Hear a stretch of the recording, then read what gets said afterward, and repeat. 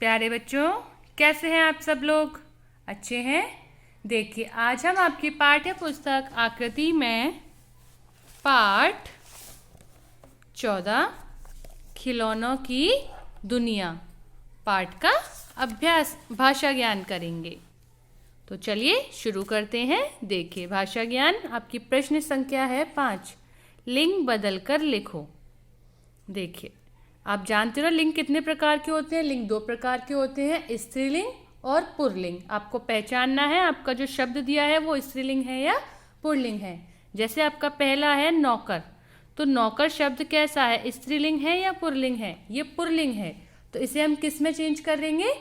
स्त्रीलिंग में। तो नौकर का क्या हो जाएगा? नौक रानी। ठीक है। उसी तरह ये देखिए, ये क्या है? ये है गुड़िया। और गुड़िया स्त्रीलिंग है या पुल्लिंग है? गुड़िया स्त्रीलिंग है। इसका पुल्लिंग बनाएंगे तो क्या हो जाएगा?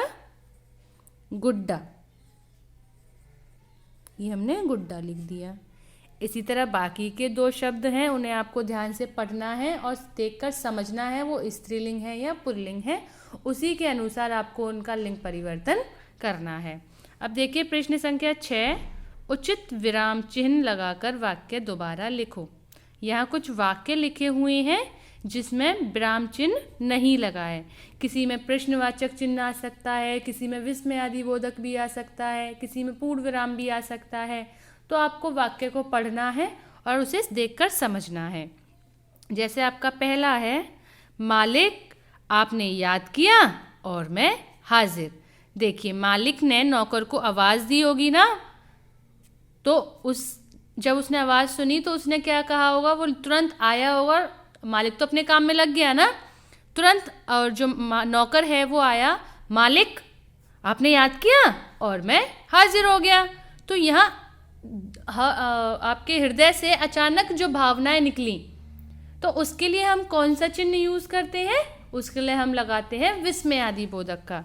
जैसे जिसमें ओह, चौंक जाना, आश्चर्यचकित हो जाना, शोक मनाना या खुशी प्रकट करना, इसके लिए हम विस्मयादिबोधक चिन्ह का प्रयोग करते हैं। तो यहाँ पर भी मालिक ने नौकर को आवाज़ दी और तुरंत नौकर जो है उनके सामने हाजिर हो गया।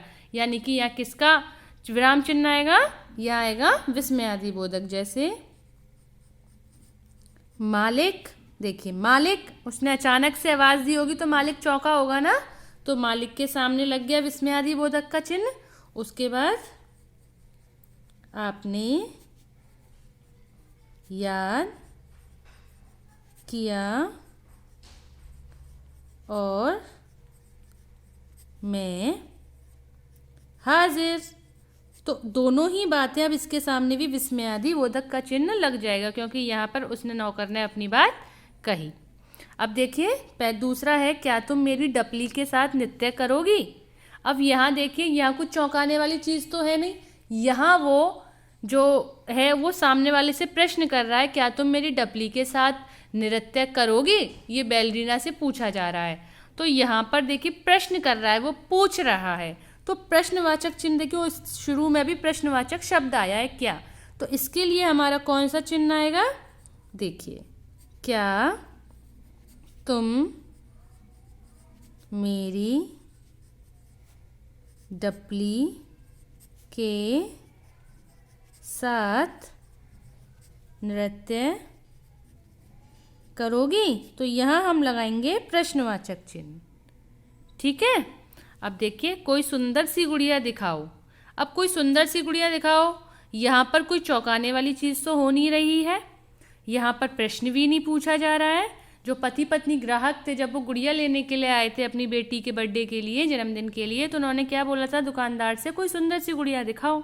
यहाँ तो एक छोटी सी बात कही जा रही है, तो उसमें देखिए यहाँ कोई प्रश्न नहीं पूछा जा रहा है, यहाँ कुछ भी नहीं हो रहा है, तो उसके लिए हम पूर्ण विराम का चिन्ह लगाएंगे।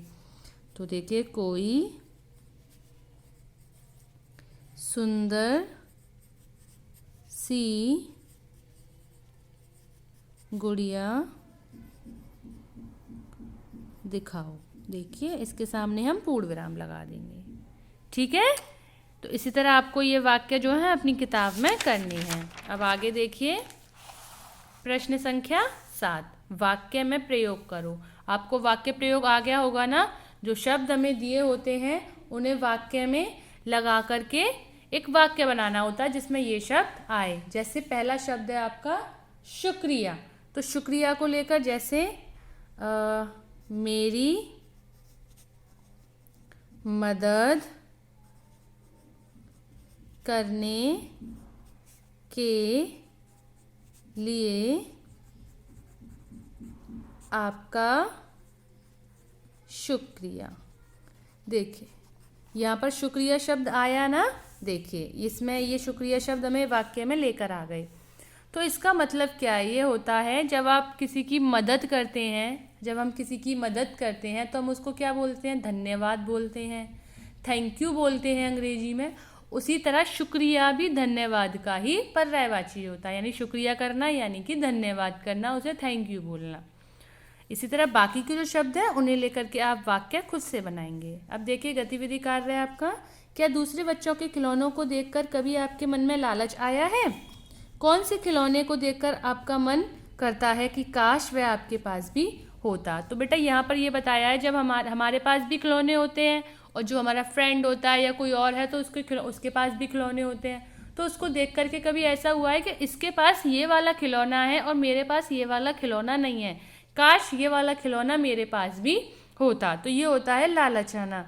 तो क्या अभी कभी आपके साथ ऐसा हुआ है कि अपने दोस्त के इस वाले खिलौने को देखकर आपका मन किया हो कि काश मेरे पास भी ये खिलौना होता? तो अपने विचार एक वीडियो बनाकर हमारे साथ व्हाट्सएप पर शेयर कीजिए। तुम अपने खिलौने की पहचान के लिए अपने साथियों को कौन कौन सी बातें बताओगे, लिखो। तो देखिए यहाँ ये बताया है, अगर आपके पास कोई खिलौना है, आपके पेरेंट्स ने आपको कोई अच्छा सा खिलौना दिलवाया है और मतलब उस पे लिए आप अपने फ्रेंड को बताओगे, अपने मित्र को बताओगे कि मेरे पिताजी ने या मेरी माताजी ने मुझे ये खिलौना दिलवाया है, तो उसको कैसे बताओगे? यही तो बताओगे मेरे पास वो इतना बड़ा है, या उसका रंग कैसा है, या वो कैसे चलता है, उसके बारे में सारी चीज़ें, सारी बातें आप अपने दोस्त को बताओगे। वो बातें क्या होंगी वो आपको अपनी हिंदी की कार्य पुस्तिका में लिखना है।